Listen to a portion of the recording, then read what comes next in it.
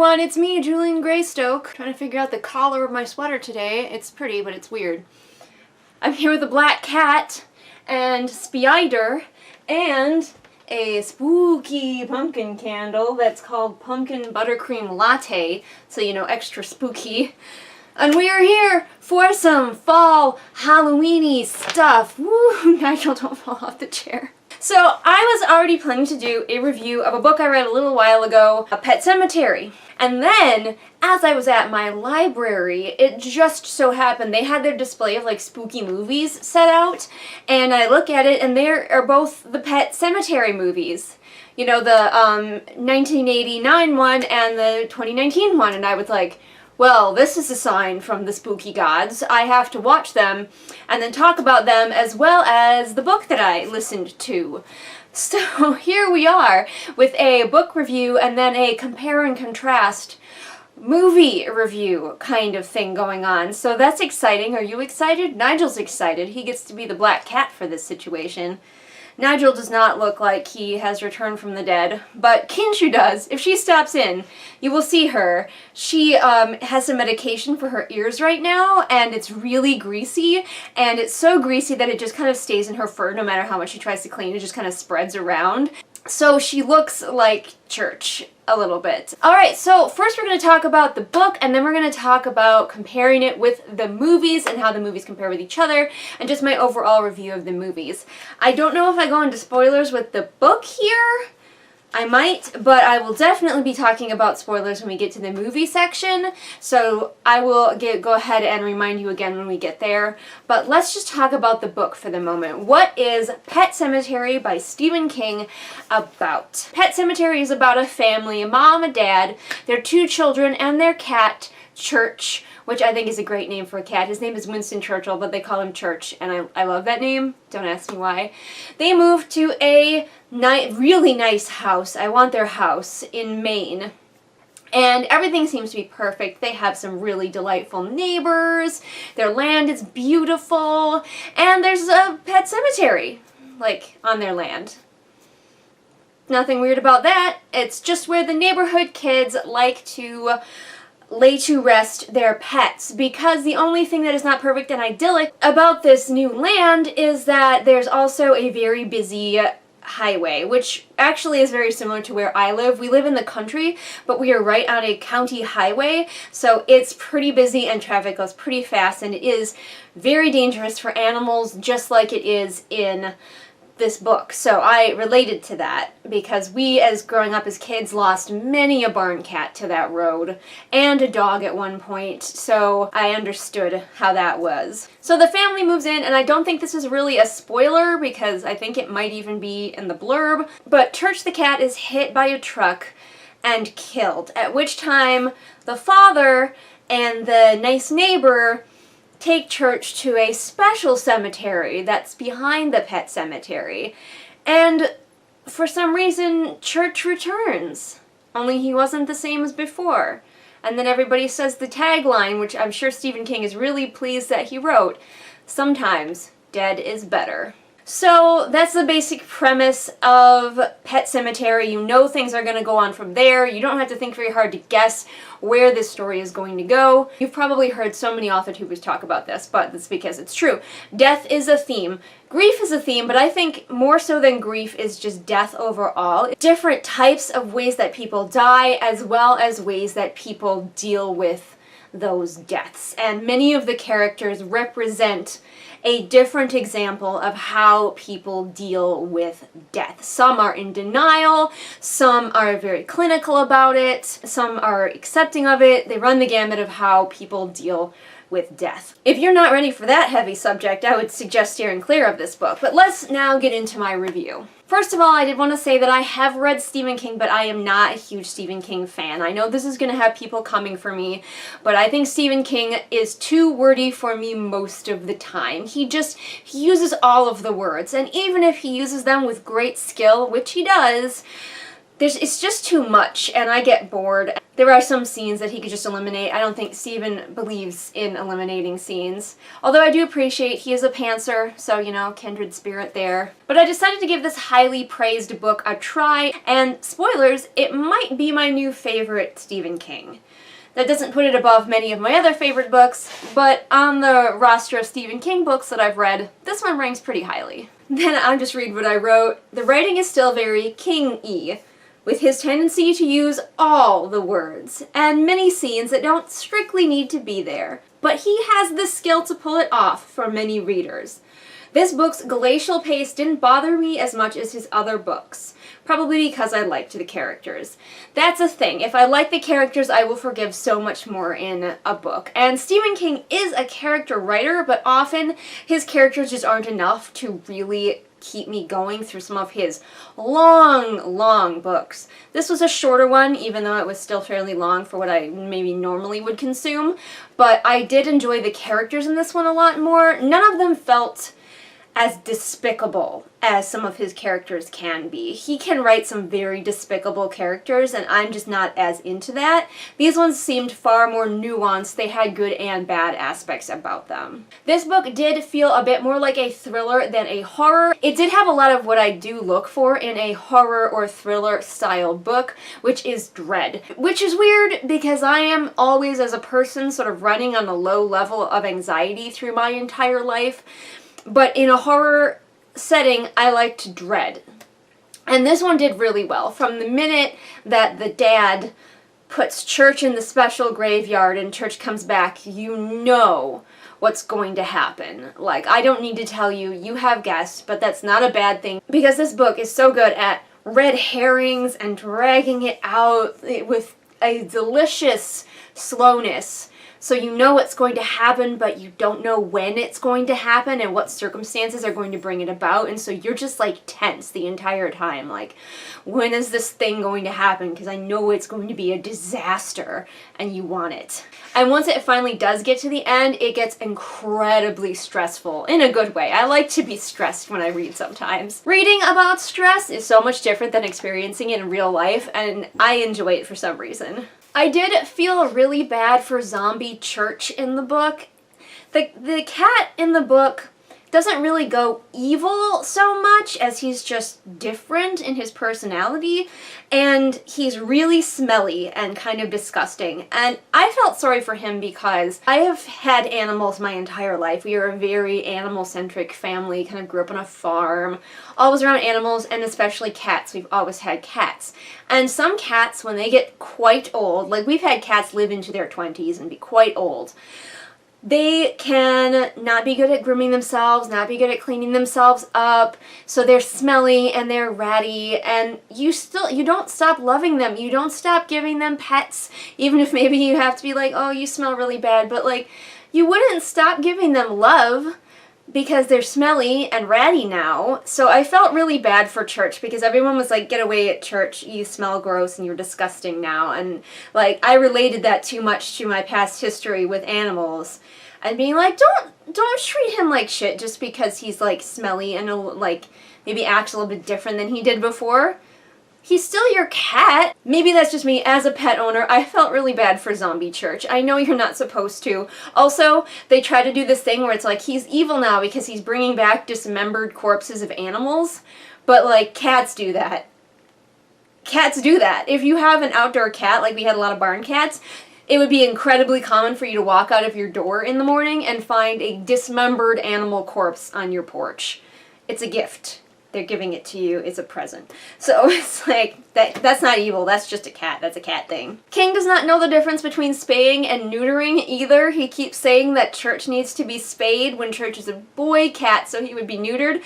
That just bothered me. Like, some of the animal things in this book, I was like, King, do you know animals? I feel like you don't. I think King is afraid of animals, if I had to guess. I also kind of wish that some of the different family members had gotten a little bit more like screen time before the bad thing happens later in the book. It would have, I think, helped some of the emotion if these characters had gotten that screen time. And there's enough book. Like, you could do it. But the dad is the main focus of the story and our main viewpoint character, and so you don't necessarily get maybe as much of the other characters as you would like to get. Overall, though, I did like the characters. I like the relationship that is built between the family and the neighbors across the street, and it's just a very engaging story, even if it does move slowly. So if you can handle a book that maybe moves more slowly or really takes the time to focus on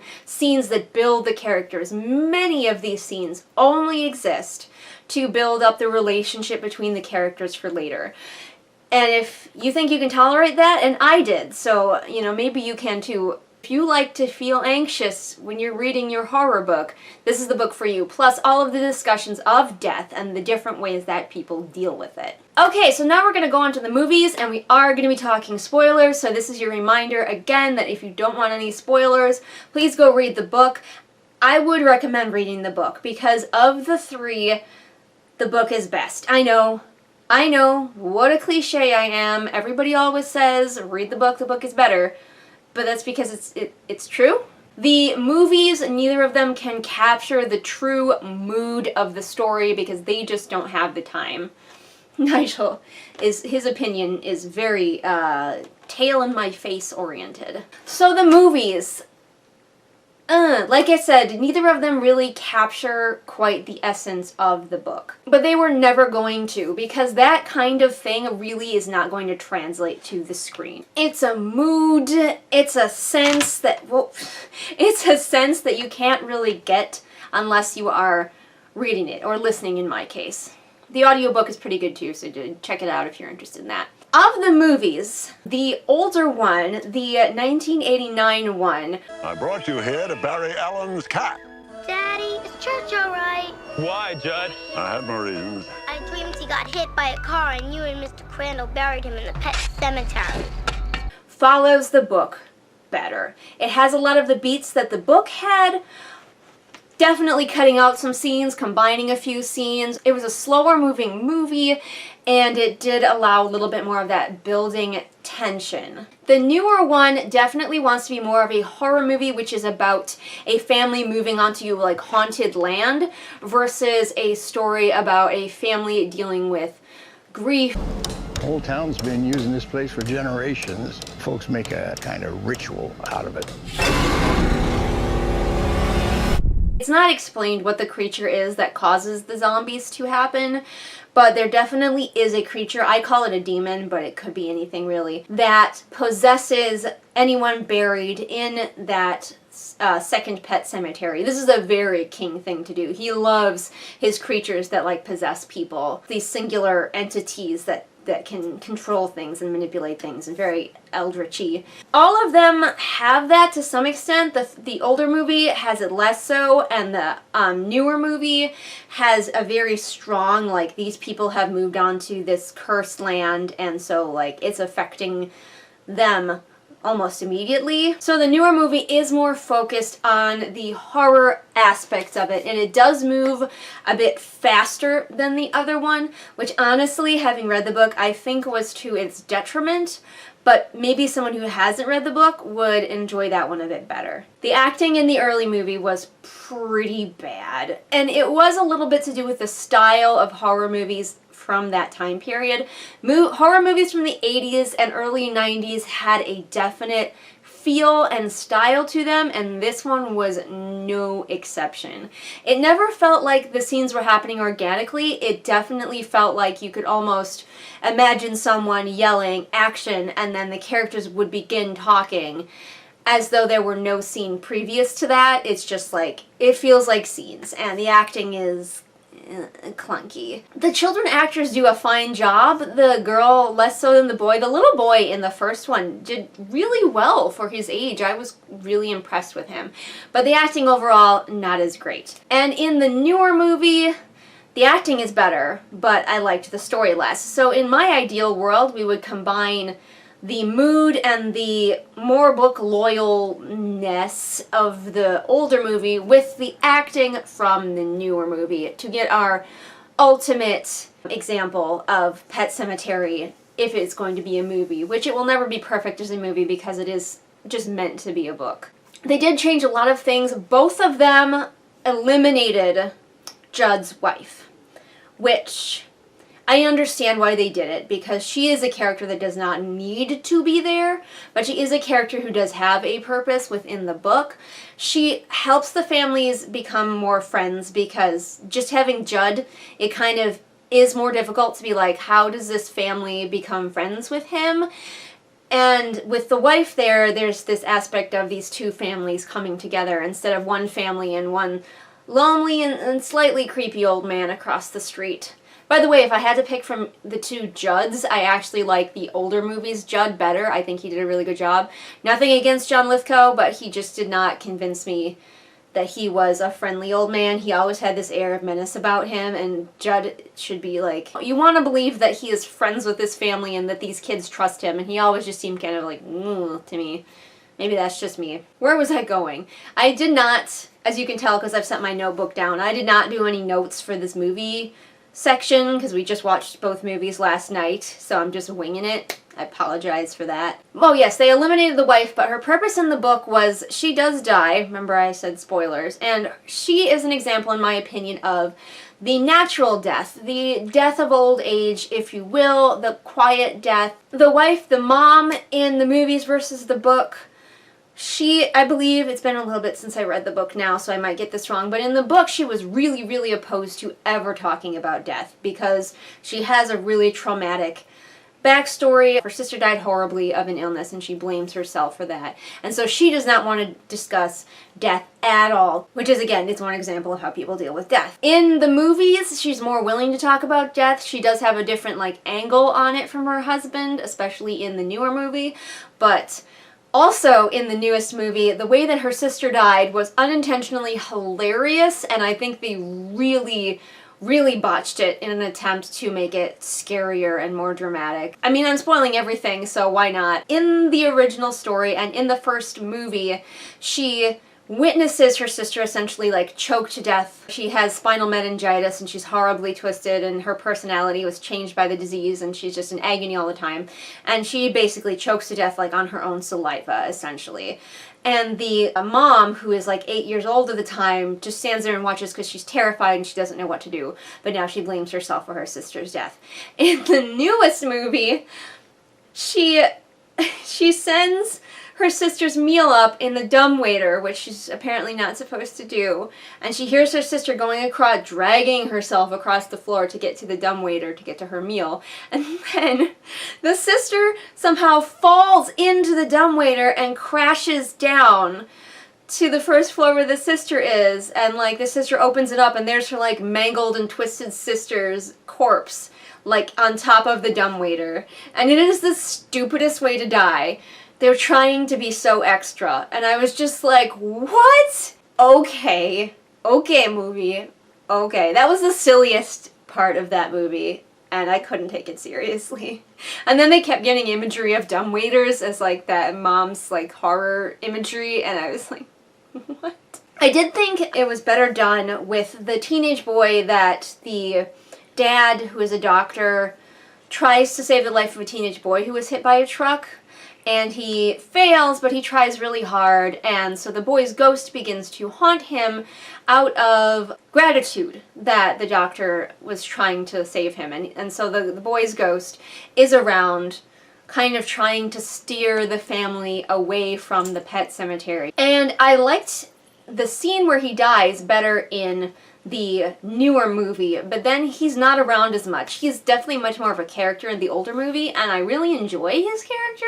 He can be a little goofy sometimes, but I think that kind of works for the tone of that movie. Oh my gosh, Nigel, settle down.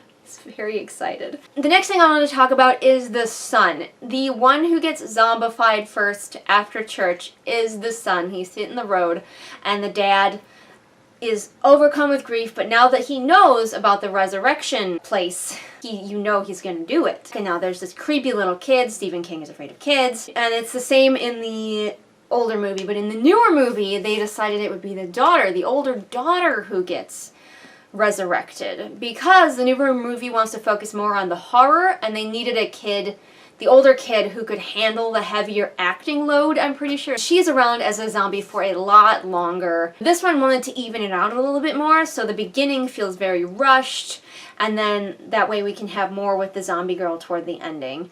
And also the newer movie has a weird ending where they want to be a family, they want to be a zombie family for some reason. So I don't love the ending of the newer one. The old one and the book are very spooky and eerie because the mom is killed and the dad kills a little boy, but he's still compelled to keep using this evil cemetery. The first movie definitely nails that ending part really well, in my opinion. It's creepy, it's gross, but you definitely feel it. The last thing I think I wanted to talk about was the Native American burial ground.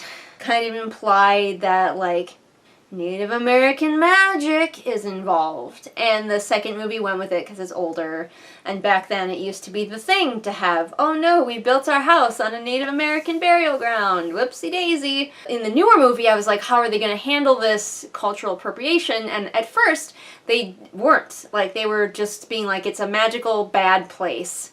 The ground is sour. And I was like, okay, they're not even going to bring up the Native American thing. That's cool, that's probably smart. And then the old guy was like, Wendigos. And I was like, the fuck? You just picked, like, the most well-known creature from Native American mythology. I forget which tribe, because not every tribe believed in Wendigos, obviously. And you just picked it, and you're just like, maybe it's a Wendigo. Maybe it's not a Wendigo, but people have heard of Wendigos. What do Wendigos have to do with any of this? It's so confusing and not well done. The newest movie definitely feels like they're just like, here's spooky tropes. Spooky tropes, don't you love them? Any way you slice it, I want their house. Like, in both of the movies, their house looks so nice. I will live next to an evil burial ground, and I will just not use it, and then I will live in that beautiful house. Anyway, I feel like this video is gonna be so long. It's gonna be a pain for editing me. I'm sorry for a few hours from now, me. I apologize, but it had to be done. So Pet Sematary, did you read it? Did you watch it? Did you like it? Comment below and let me know your thoughts. You guys know that I post brand new videos here on the channel Mondays and Fridays, but if you want to watch more of my stuff right now, you don't have to wait for the next video to come out. My channel has been going for a while and it is chock full of content. I have lots of book reviews on this channel and stuff about movies as well, so check all of it out if it interests you. Binge away. If you like what you saw here and you want to support me monetarily, you can hop on over to my Patreon, where patrons have access to content that is not available here on the regular channel. And if you want some spooky designs to wear on your body, I have a Redbubble store that has all kinds of designs, including some that definitely fit for fall and spooky times. And of course you can keep track of me and all of my shenanigans and my social media, links in the doobly-doo for ease of your clicking. And I will see you again next time with whatever it is I happen to be doing next time. Bye! Hello again. It's time for the shout out. It's time to shout out my patrons: Lennox, Amanda, Irene, Jenny, Joseph, Kim, Lisa, Sabby Panda, Sam, Sarah, Savvy, and Scribbling Cat. As usual, I am still astounded that I have so many amazing patrons supporting me. You guys are the best.